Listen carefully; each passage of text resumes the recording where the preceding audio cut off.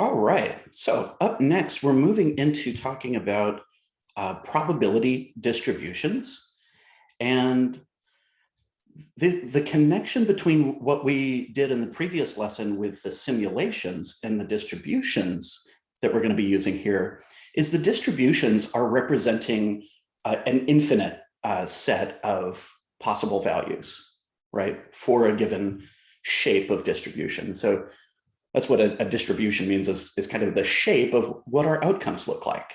Okay. And so what we're getting into here is working with Python code using a new module called SciPy, or a new library called SciPy. We'll use the stats module from SciPy library. And what we're going to be doing here is making probability distributions in order to model real world processes, which is very similar to what we did with the simulations material. But now we have some more tools in our tool belt, not just generating random numbers, making a fair coin, making maybe an unfair coin, right? Distributions have a variety of shapes. And so what we're going to be working on here is focusing on, there's a whole bunch of distributions. We're going to focus on uniform, normal, binomial, and Poisson. And I'll introduce those presently. So let's do our imports. We have a brand new import. So you're either copy and paste the from SciPy import stats, or be sure to type that in at the top of your work when you're working with these distribution exercises. And I don't know why my notebook changed. Okay. All right, so let's talk about our different types of distributions. A uniform distribution, it means that we have uniform odds. So all a uniform distribution is even chances of seeing all possible outcomes. So a fair coin is a uniform distribution. A fair dice is a uniform distribution. Even chances for every outcome. So uniform chances, that's what's going on there. Now, a binomial distribution is a bit different. So binomial, what that word means in English, that's kind of an old Greek word, it means two names, right?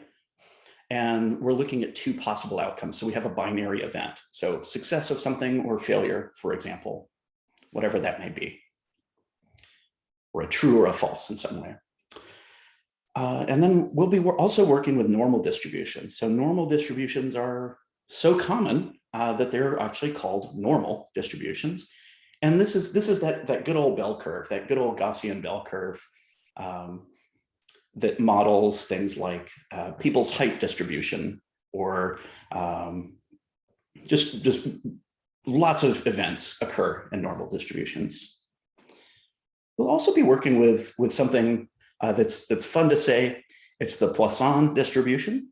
And Poisson distributions are a way of modeling a number of events per time interval. So number of birds I see out the window per hour, or number of, if you're an insurance company, number of car accidents per year.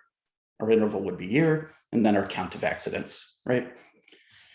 And so that's what Poisson distributions are going to model as events over time, but in intervals, in time intervals that are regular.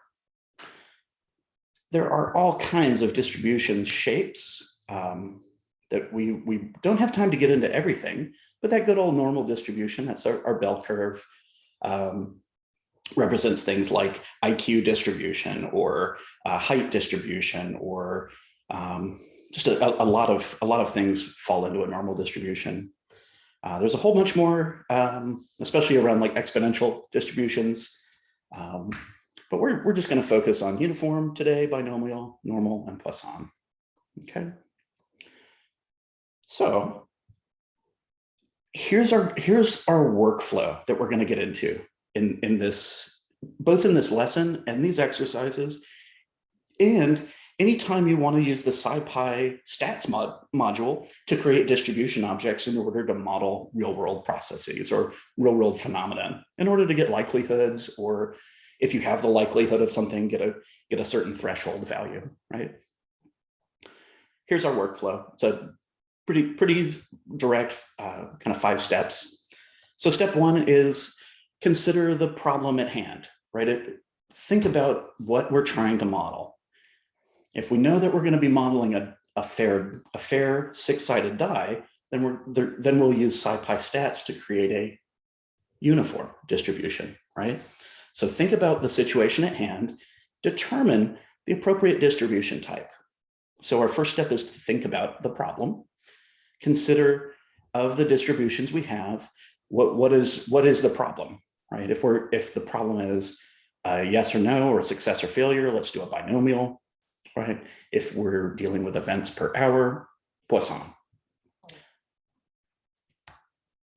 Once we've determined the type of distribution object to make or distribution to use, the wonderful part about the stats module from SciPy is we can create a distribution object in Python. And what that distribution object represents is not concrete data points, right? Because if we're talking a normal distribution or something like that, we're considering a potentially infinite amount of data points, right? So that's that. We just create that object, and then we go back to planning. So now that we have the distribution, our second stage of planning is to ask ourselves, okay, given the problem I have, what information do I have? What information do I need? And by taking those 2 pieces of information, then we can determine the appropriate function to call, the appropriate method to call on our distribution object. And so when I say, once we determine that function to call, that's our way of saying, hey, Python, you do the calculus. You calculate the area under the curve, right? And because these distribution objects are, it's kind of like a range or a generator, how it's not actually a list of numbers. A range is not actually a list of numbers until you start iterating through it. The distribution object is not specific numbers, but if we want to generate random numbers that conform to that distribution's shape, then we have a method called .rvs. I think it's short for .random values, in order to generate random numbers. So yesterday, when we were working on those probabilities, we didn't really have all these different shapes of distributions. We had like uniform, right? But, and we could make unfair coins by adjusting the weights of things. But if we have like a Poisson distribution, we need to generate actual numbers. We use that RVS for like if we need to graph anything. The final step here is to use to use our following chart right here. This is what I just added to the curriculum, is our diagram for selecting the appropriate distribution method. So we're going to start on the left here, reviewing what we just talked about. You know what kind of distribution you need because you thought about the problem. So we make the distribution object in Python, and then we ask ourselves the questions, what do we have and what do we need? So we have 3 branches. So let's talk about the first branch, the first logical branch of this decision. This is kind of a decision tree, actually. So if you have a given value, so like the number 4, and you want the probability of seeing that specific value in that distribution, then we're going to ask ourselves another question. Is the distribution made of continuous values or discrete values? So discrete would be like rolling a die, right? Continuous would be somebody's height, because human beings don't round to the nearest inch or centimeter, right? Once we've asked ourselves, okay, do we have continuous values or discrete values? Then we can make this next decision. If we're using continuous data, we're going to use a function called .pdf. .pdf, not to be confused with Adobe PDFs, right?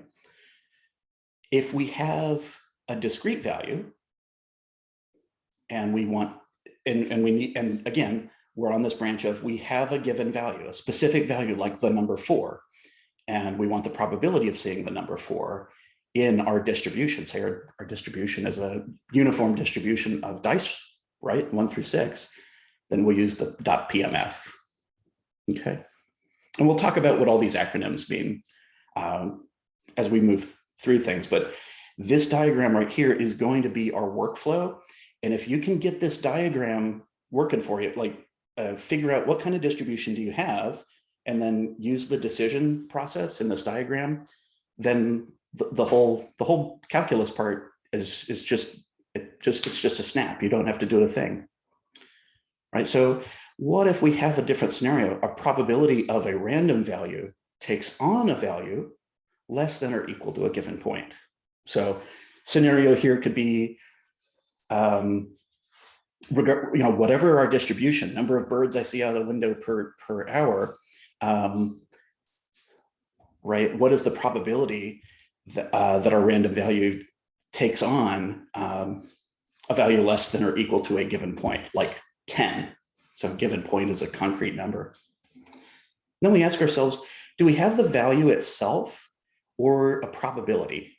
So again, we're asking ourselves 2 questions. What do I have and what do I need? What information do I have? What information do I need? So if you have the value or the probability here, then we can, if we have the value and we need the probability, we can use the CDF function. If we have the probability itself, but we need a value, a specific value, like the number 4 or 7.5, we'll use .ppf. Again, we don't need to memorize these right now, but going through this chart later, as we go through the exercises, is going to be very valuable. A different scenario is the probability of our random variable. What's the likelihood of a value taking on a value of a random value being greater than a given point? So if we were looking at a uniform distribution, we could say, in this uniform distribution, say like a 6-sided die, what's the probability of a random variable anywhere in that distribution being greater than 2, right? And this can work with all of these different functions will work with all of our different distribution objects. So that's why figuring out what type of distribution object you have or distribution you have is critical. So another decision point, we can ask ourselves, do you want the value or the probability? So if you have the value, say like 5, and you want the probability of seeing a value greater than 5 on a distribution, use the .sf. That's short for survival function. And then if you have the probability and you want the value, so if you know we have a 30% chance of rolling a 5 or greater, but we know the probability of seeing a value, but we don't know the value itself. Like, so we have the probability, there's a 30% chance our random number is above a given point, but we need to know that given point. We'll use the .isf. So let's take a look at this. Let's do one of these. So the first and simplest approach here, the least amount of moving parts, the least new things to consider is a uniform distribution. Fair coins, fair dice, right, is uniform. And in the real world, we have uniform distributions. So it's not just dice and coins. So we'll be using SciPy. So we've got to import from SciPy, import stats, right? And then we'll get into our different sets of functions here, okay? So the first thing we got to do is build a distribution. And what the next line of code is doing here is we start the notebook so I can run stuff once at a time, is creating a distribution, not specific dice rolls, right? But a distribution of dice rolls. So stats is our module we've imported. Stats.randint generates a distribution of random numbers. And when we take a look at this by distribution, right, we can't like print it. If we tried to print this out, we would not see a like an array of numbers, because this is an object in memory that is representing all of the possible things we could do with this distribution. Okay, so in your mind's eye, you might think of these stats distribution objects as more of a theoretical distribution, because there's no actual values yet, right? Our start is inclusive, our end is exclusive. So this is a six-sided die. Okay.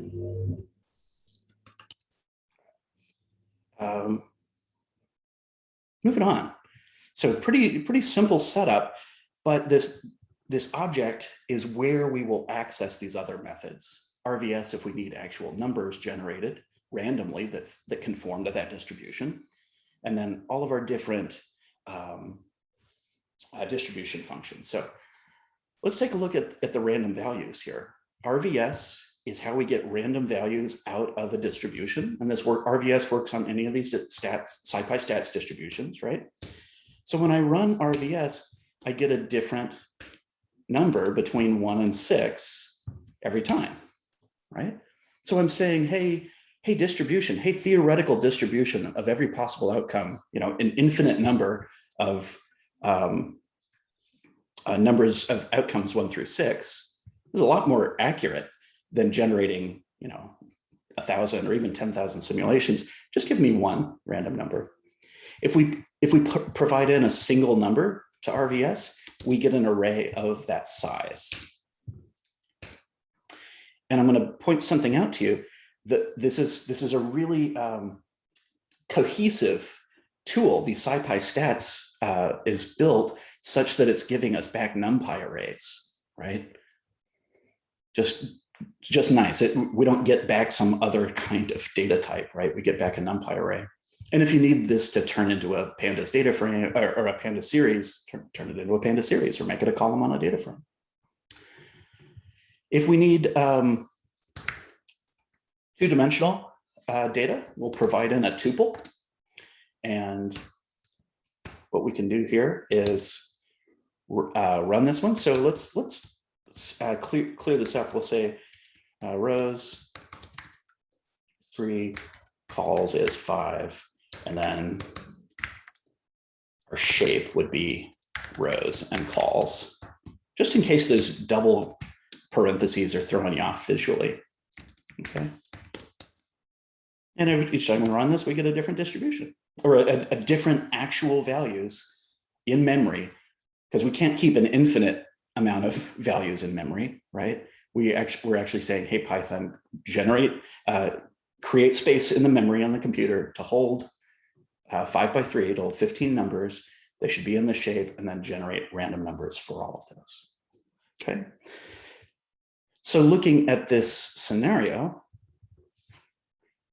this experiment could be, we rolled 5 dice 3 different times. We did 3 different simulations here. Okay, but this data conforms to the distribution. So by using .rvs, this is really important, and we'll connect what we're working with now to the work we did earlier with creating simulations with actual values. If we want to graph anything or chart anything, we need actual data points, right? Not theoretical data points. And we can also create our own simulations based off of these distributions. So let's take a look at this. We're going to roll 10,000 dice, right? That n is 10,000. So die distribution is our variable that represents that distribution object. .rvs is the random values function from the distribution, and we're getting a single dimensional array. The plt.hist, we're showing a histogram here, right? And what we're seeing with our outcome here is a little bit of variance, right? This is, I promise you, this die distribution is uniform, but because we actually generated real real numbers in memory, like we did yesterday, then we're going to see a little bit of variance, right? Each time we run this, just a little bit of variance. Now, if we crank up our number of simulations, we get more accurate results. Like if instead of 10,000, we plot 100,000, our variance will be much less, right?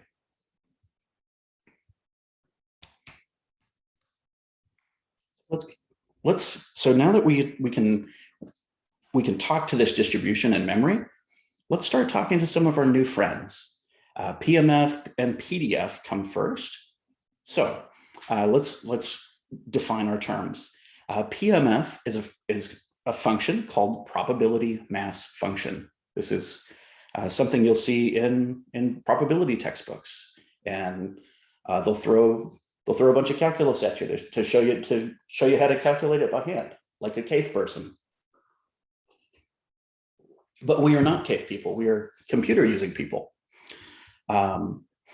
Probability mass function and probability density function are very, very similar. The question is if we're working with discrete values with the probability mass function, or if we're dealing with continuous values, and that's the probability density function. So what these two functions do, the only difference between PMF and PDF is if we were working with discrete data or continuous. And both of these functions will give us a probability of any single outcome, right? So for example, we use PMF because we have discrete data, because this is a dice distribution, to give us the probability of rolling a 3 with our dice rolling distribution. So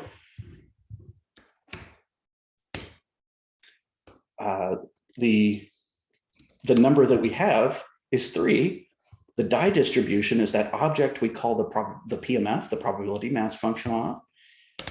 And this gives us the actual probability if we rolled an infinite amount of dice.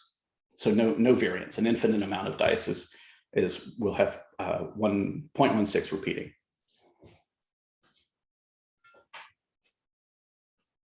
Okay.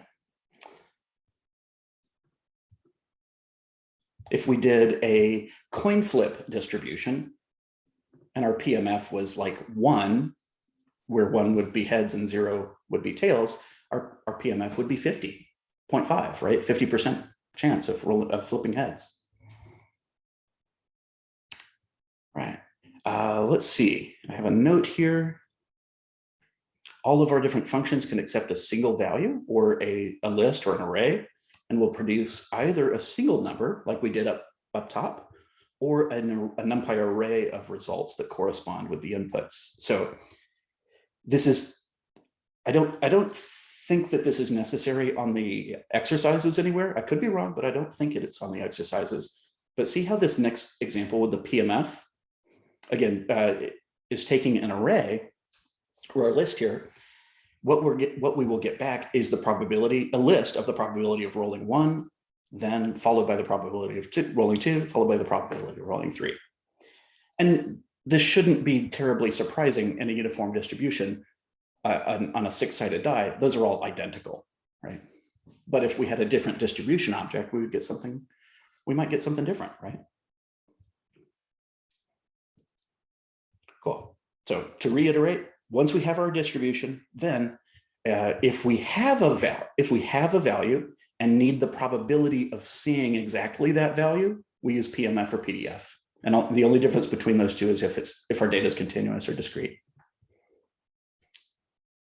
I'm going to pause a moment because we've introduced a fair amount of new things, two new methods, PMF and PDF. And these distribution objects and RVS. So I want to pause real quick and check in with y'all and see. It's okay if you have questions later, but if you have any questions now, I want to make sure to address those questions right now. Ryan, just a question is, if the numbers are constantly changing, what would you use something like this for? So when you did the distribution above in the graph, and every Oh, time you, this, every time you hit it, it yeah. obviously. What would you use something like this for? Two things is the answer, Hector. And I'm really glad that you asked about this. The first thing that we would use RVS for to get actual data points rather than theoretical stuff is to chart things, to visualize the distributions if we needed a visual. The second reason we would use a perfect distribution, right? It's a theoretically perfect distribution, but we generate 10,000 actual numbers. This would be to run simulations, like y'all did yesterday. Okay. Because we didn't have, like, we're going to introduce Poisson and binomial, and we did work with normal distributions yesterday, just a tad, right? But with these distribution objects, we can generate random numbers that conform to the distribution. And we can then make experiments where we can can confirm. We don't have to take Python's word for it, right? If we had 10,000 random numbers, we can generate our own experimental results and compare and see what the, see if we can trust the calculus behind PMF. Okay. All right. No, I got it. Thank you. Yeah, awesome. Ryan, I actually have a question too. So this is a much shorter version of doing the all the stuff we did yesterday, theoretically, correct? Yeah. Is there a way to weight this dice using RVS? RVS isn't going to handle weights, and weights are always even with a uniform distribution. Okay. But if we're in a scenario where we have a binomial distribution of data, or normal, or Poisson, our RVS will generate those random numbers that conform to that, or we can use those distributions to answer questions like with a theoretically precise probability or number. Thank you. Mm-hmm. Yeah, great questions. Thank you, Brandon. Thank you, Hector. And I'm telling y'all, this figuring out your distribution and then going through this diagram is the hokey pokey of working with distributions. It's what it's all about. Let's do some more stuff. So we talked about you have a number but we need to determine a probability. What happens if we have a different setup, right? So with PMF and PDF, we were looking for an exact number. Now with our new friends, CDF and PPF, so these are related and they're on the same line because they solve the same kind of problem. What's the probability of rolling, or what's the probability of seeing a value that's at a given number or lower? And the difference between CDF and PPF is, again, if we have discrete data or continuous data. So let's take a look at this. Cumulative density function, that's our CDF. That tells us the likelihood, so the probability of seeing a single outcome for all the result, or a single outcome itself, or all the results below. So what's the probability of rolling a 3 or less? So here's the example. Our die distribution .cdf, what's our probability of rolling a 3 or lower? We didn't have to generate 100,000 random numbers. We get a precise answer. And we can ask other questions, right? We can say, hey, die distribution, what's the probability of rolling a 2 or lower? And we get the precise answer, not rounding errors, right? Cool. The visual right here, I'm not going to get into the to the matplotlib here, but what we're looking at is a visual of, we have 1, 2, 3, 4, 5, 6 outcomes. They have even probabilities each. So what the CDF is doing here is calculating the area, basically the area of 3 or lower as a proportion to everything else, and that's 50% here. So we provide a threshold to CDF, we provide a threshold, and then we get a probability. Okay. And then PPF, let's go back up to our chart here. PPF is, excuse me, I said that wrong earlier. PPF is you have the probability, but you want the value. So let's say we know that there's a 50% chance a random number in our distribution will be at or below a number. What is that specific number? And that's what PPF will give us. Okay. And we're going to run through these on each of our distributions here. Okay. So let's see. PPF, also known as a quantile function, is the inverse, right? That's where we know the probability, but we want the cut point, but we need the cut point. So of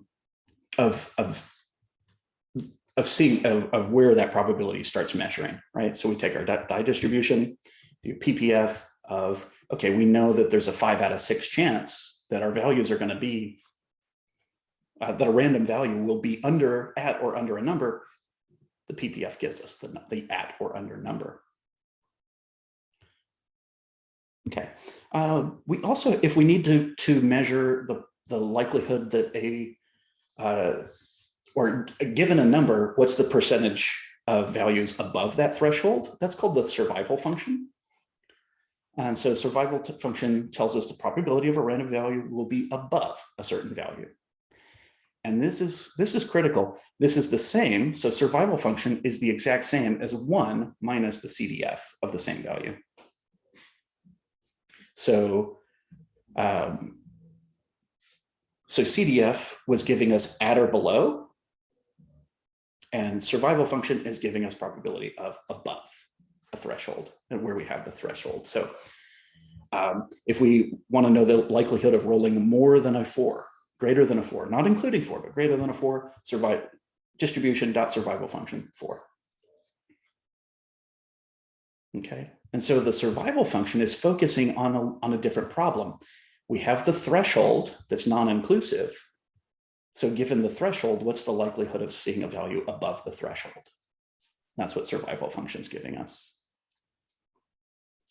If we have and kind of an inverse of that problem, we have the likelihood, but we need the threshold number. So if we know that there's a 1/3 chance a random number is going to be in above a certain number, but we need to know where that certain number is, inverse survival function. Okay. Cool. What we just walked through was introducing all of our new friends, PDF, PMF, CDF, PPF, survival function, and inverse survival function, all on a uniform distribution. So up next, we will talk about and move into a different distribution type, but the same kinds of those 6 functions we're going to be using. Might be appropriate to pause real quick and see if y'all are doing okay. Questions or doing okay with, I know there's like 6 new functions, but it's all going to come down to these questions. What do you have and what do you need? Brian, I got a question. Mm-hmm. So for the ISF, Mm-hmm. do you have to put in the exact probability, or if you? Yeah. Okay. Yeah. So it won't go to the closest number or anything like that. Yeah, you provide in a specific probability, and that can be a fraction or a decimal. You can't just provide the number 4, right? But you'd have to say 1/4, or if you had put in like 0.3, you actually have to put in like the 1/3 so that it goes to the 0.3 repeating or whatever to get that 4. Got it. Yeah. Right. Yeah. Just so you don't have the rounding error. Yeah. Got it. Mm-hmm. Yeah. Good question, Jeff. Good question. Yeah. I had a quick question about that chart as well. Yeah, go for it. So if I'm understanding it correctly, of these 6 functions, The Mhm. only time it matters if it's discrete or continuous is between the probability density and the probability mass function, correct? Correct. Yeah. I misspoke about 15 minutes ago around these two. The last four here are if you have probability and need the threshold, or if you have threshold and need probability, is the difference on those remaining four. Hey, Brian, can you explain again the difference between the continuous and discrete data? I know you said the continuous was like somebody's height, but is Yeah. that continuous because they keep growing or because there's decimal places after their height? Decimal places after the height is yeah. So that's the easiest. It's not the like most mathematically pure way of saying what a continuous value is, but continuous values can be any level of precision, right? So temperature is continuous, right? Because we have decimals. Height is continuous because human beings aren't rounded to the nearest inch. Some continuous values could be, potentially infinite, right? But usually it's the precision level is we could have any level of precision. Whereas where a discrete would be the number 1, 2, or 3, and we only have 3 options: 1, 2, or 3 is discrete. Dice are discrete. Coins are discrete. Yeah, that was a really, really good question. I'm glad you were seeking the clarity on that one. Did that speak to did that answer your question, Josh? Yes. And then just so like if we wanted like continuous data between 1 and 2, it would be like 0.01, 0.02, 0.03, all the way up to 2, Mhm. and everything in between. So Mhm. that would be like a continuous like Yes. range. Yeah, Whereas discrete would be like just 1, 2, 3. correct. Very, very specific numbers. Mhm. Okay. Yeah, very. And that I don't want to be accidentally misleading here. Whole numbers could be used to represent continuous outcomes, right? But discrete means there's a clear start, a clear finish, and there's clear demarcations. There's boundaries between things, right? Like discrete is the numeric equivalent of categorical, where categorical would be red, green, or blue, and there's no other options, right? Continuous would be like how much exact blue, how much exact red, how much exact green in that color.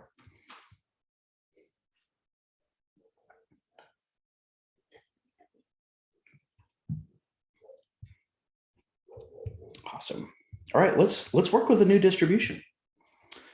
Let's introduce our new friend, binomial. So I'm sorry, binomial distribution. So binomial is success or failure of trials, right? So what we're going to be modeling with binomial distributions is the number of successes after a given number of trials if we have given a certain probability of success. So super classic example is the number of heads you would expect to see after flipping a coin a certain number of times, right? So while I just finished explaining that flipping a coin is an example of a uniform distribution, right? That's the likelihood of just one event. Flipping one coin is 50-50, right?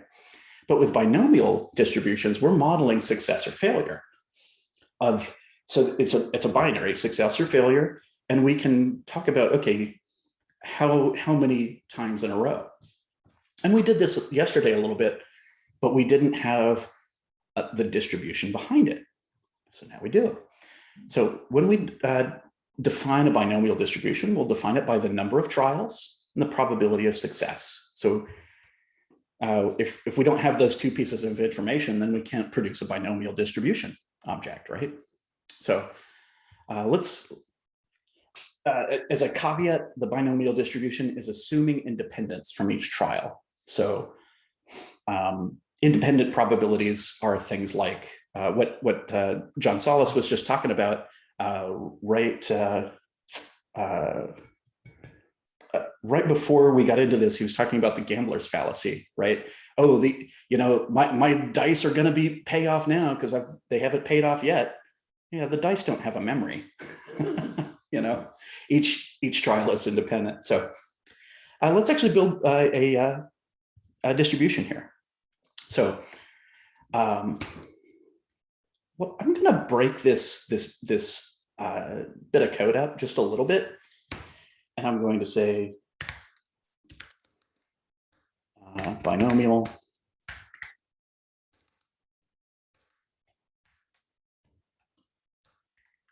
distribution is stats.binom,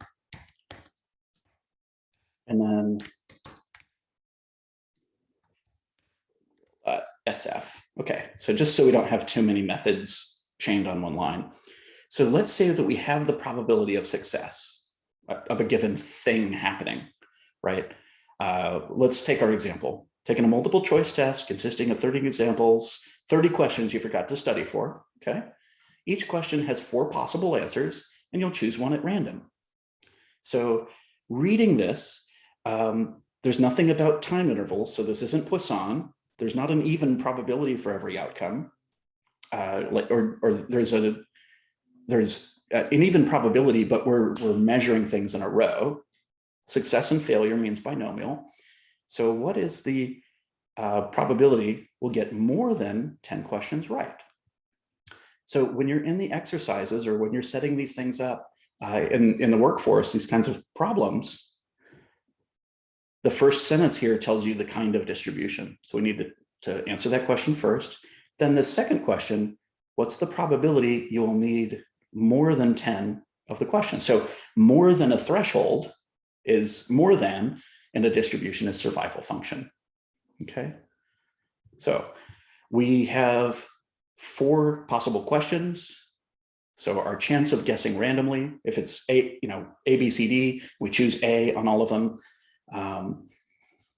We should at least have a fighting chance at earning a 25% chance on that one. The number of trials is the number of questions here. And that will create the binomial distribution object. Then the survival function tells us, okay, we have our threshold is what's the likelihood that we'll get more than 10 questions correct? Okay, so that's what survival distribution is. The survival function is doing for us here. Okay. So let's see.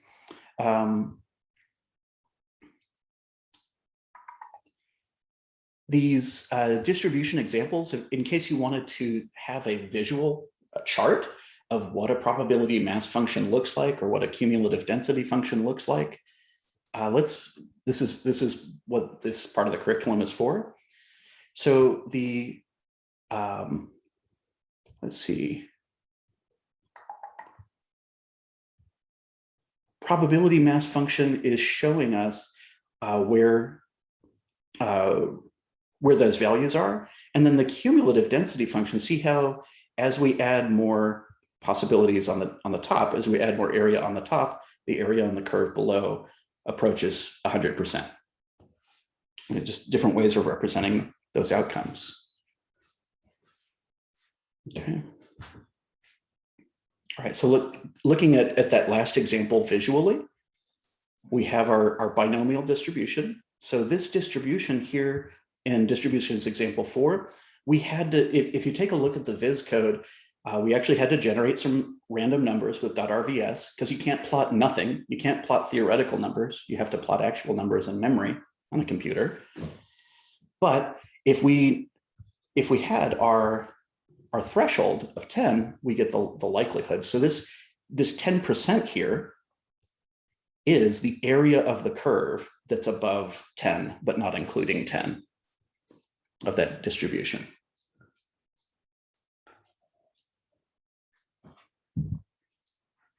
Cool.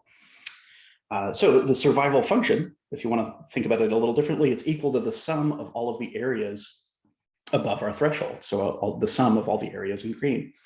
So if we had a geometric approach, we could just measure with a ruler how much is green and compare that to how much is not green, and we'd get just a little bit more than 10%. Okay. If we wanted to find values less than or equal to 10, we would use one of our other new friends. Okay. In that case, we would actually use PMF or CDF, depending on if we had the probability or the threshold. Right. So when we introduced binomials or the binomial distribution, I said, okay, that's success or failure, right? But there's not a value judgment in that. All that binomial means is two outcomes. We could also think of it as a binary, right? So looking at this following scenario, suppose there's a 5% chance that a code-up student will show up late to class. With a class of 20, what's the likelihood that everyone shows up on time? So the first setup here, we have 5% chance, so we have the probability. And then we have the trial size. Those are the two requirements to produce a binomial distribution. The trial size is the first argument, and the probability of each student, of whatever that outcome is the second argument. And then when we call .pmf, that probability mass function, we're asking of these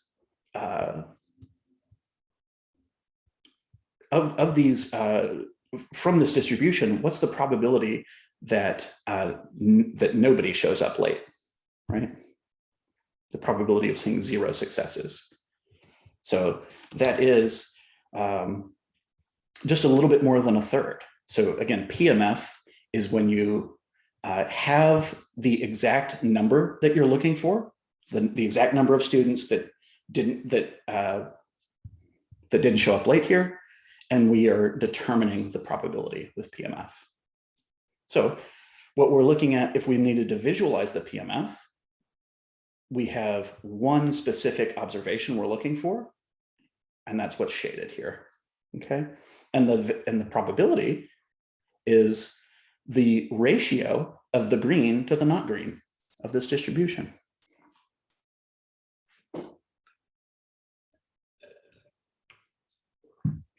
Okay. If we wanted to visualize a couple of more different binomial distributions, we could look at 1,000 samples where the probability of seeing something is 10%, 10 trials. We see that trails off pretty quick. 1,000 samples, these are just showing you some different shapes of binomial distributions. So depending on your number of trials and depending on your probabilities, there's not one specific shape for a binomial distribution like there is with like a normal distribution. You know it when you see it, but binomials, it's really a function. What the distributions look like is a function of the probability of measuring a thing and then the number of trials.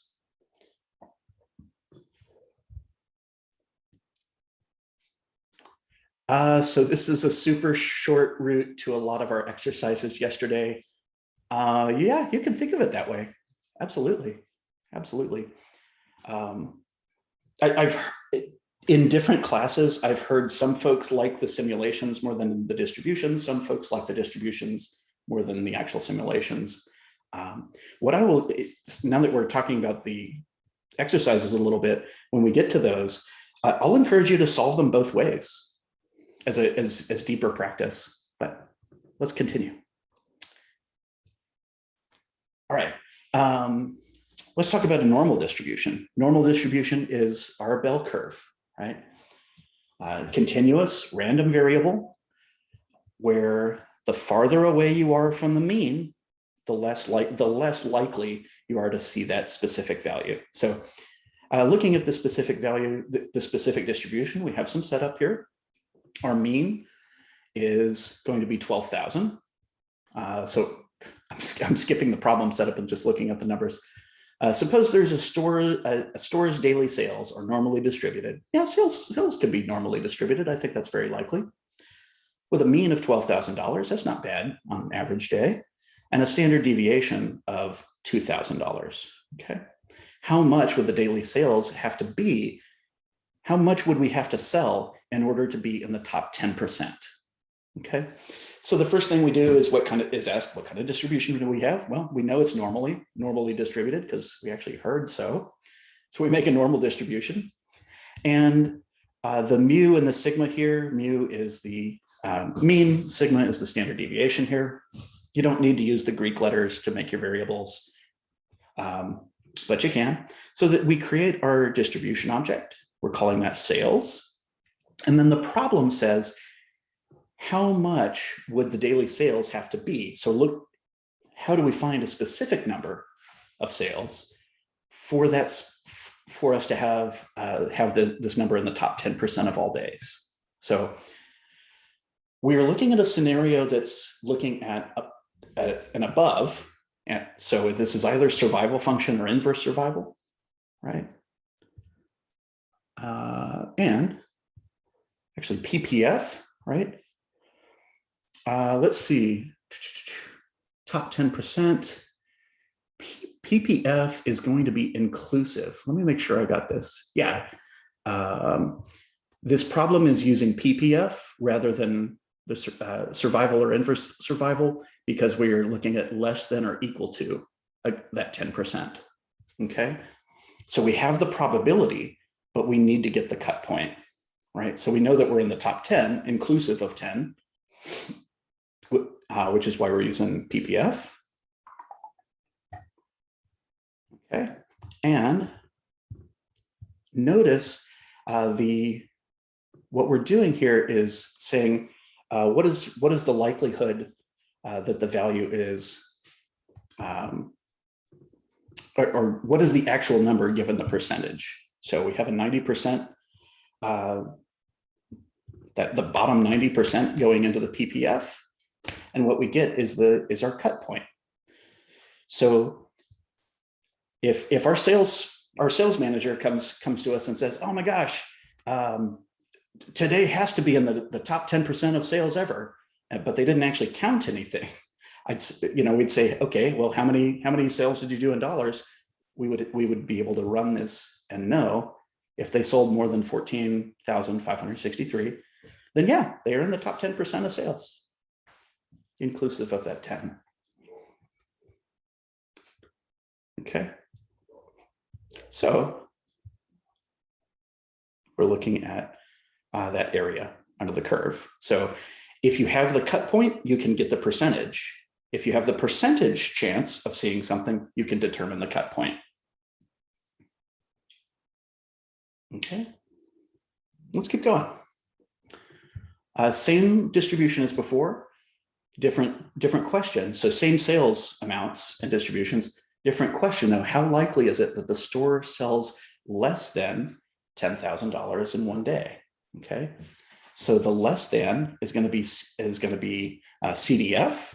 So we take our distribution and say .CDF and say, okay, $10,000, and then we get the chance. So we have the cut point, but we need the probability. And there's around a 15% chance we'll sell less than 10,000 there.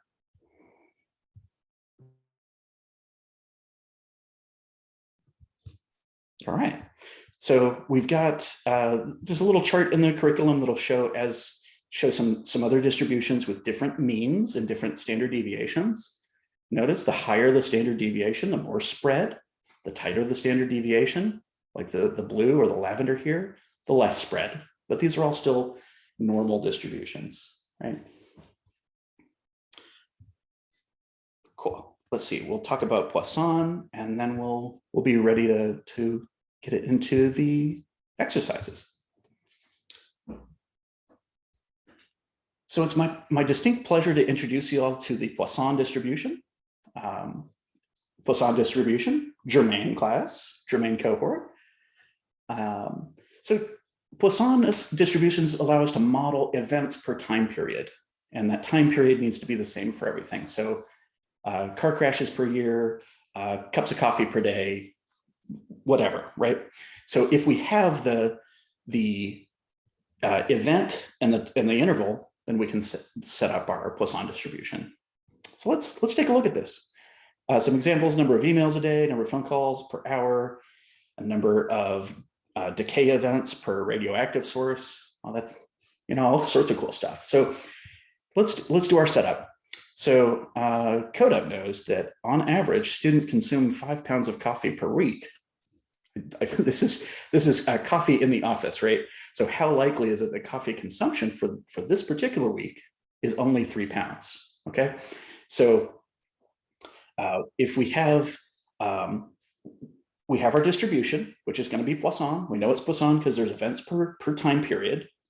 So we say, hey, stats, make a Poisson distribution, and what's the consumption of coffee per week? It's 5 pounds. And then the PMF is looking for, you have the exact number, but you need the probability of calculating that exact number.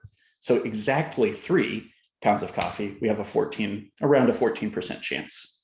So PMF is you need the probability of one specific value. And you know that specific value, it's PMF. If we change the problem just a little bit, what's the same distribution? What's the likelihood of consuming more than 7 pounds? So more than a value, non-inclusive, is survival function, or will be survival or inverse survival. We have the cut point of 7, but we need the probability. So we provide survival function, the number 7, and we get around a 13% chance. And again, visually, for folks who need a picture that says 1,000 words, this 0.13 whatever is the ratio of the green outcomes, the area of the green compared to the area of the white, right there. And Poisson distributions, here's a quick example of where we have like a mean of 1, mean of 5, right? 1 per hour or 1 per day, 5 per year, 10, 100. See there's some similarity in the shape, but the shape of our distributions will change based on the information coming into the distribution, right? Which is the average cups of coffee consumed per day, or pounds of coffee per day. Cool. I realize we have 6 new functions today, or actually 7 if you include the RVS, right?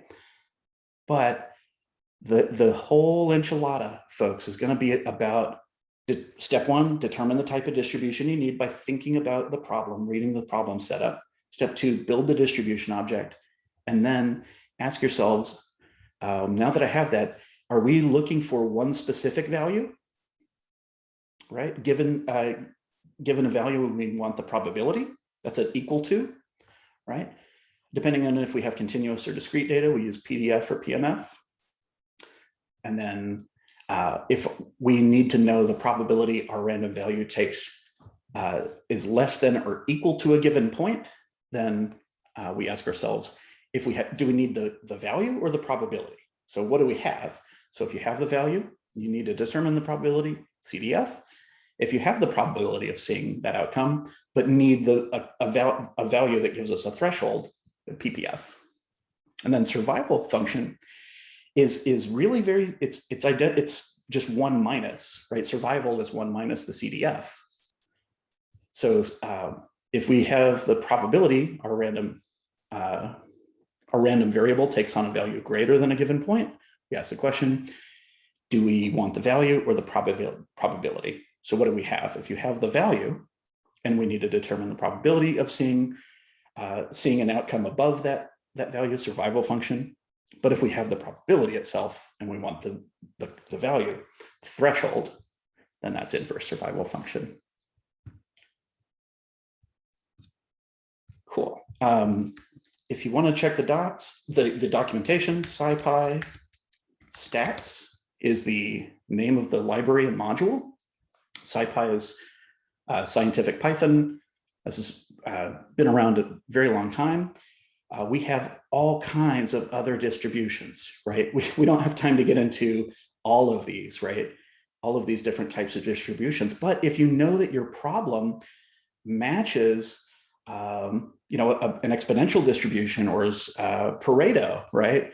Or any of these, you just make the distribution object and use the appropriate functions, just like we did using the diagram and what we did in the examples here. Okay. As we get into these exercises, we've got some further reading if you're interested. These exercises we'll be working on these probably the majority of the day. Oh yeah, today's Wednesday. This is, like Brooke said, this is a faster way of doing what we were doing yesterday. So y'all might be able to rock and roll. We'll check in on completion tomorrow morning, but we want to make effective use out of our last hour of class today. So I'm going to stop my recording, and I hope this is like, if this feels like a lot of information, I want to acknowledge that it is. We're also cheating because we're doing in one day what probability and stats classes do in multiple chapters and many weeks.